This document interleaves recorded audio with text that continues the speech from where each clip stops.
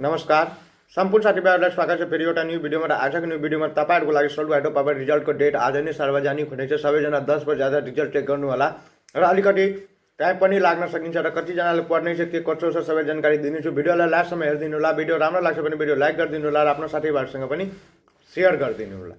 IPO भर्ने मान्छे 25,71,855 जनालाई यो आइपिओ भरेको थियो र आइपिओ पढ्ने 8,20,000 जनालाई मात्रै यो आइपिओ पढ्ने छ र आइपिओ पढ्ने 17,51,855 जनाले यो आइपिओ नपढ्ने छ।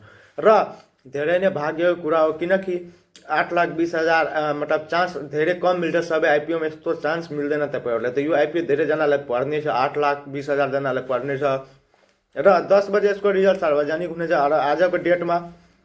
किनकि 10 बजे भनेको छु त अलिकति लेट पनि लाग्न सक्छ, अपडेट हुनमा 11 पनि बज्न सकिन्छ। त्यो कारणले अलिकति ध्यान दिनु होला र कमेन्ट वगैरह मेरो लिङ्क गरेर डाइरेक्ट तपाईँहरू वेबसाइटमा जानुहुन्छ र त्यहाँ तपाईँहरू चेक गर्दा हुन्छ। आफ्नो BYD नम्बर दिएर चेक गर्न सक्नुहुन्छ तपाईँहरू आफ्नो।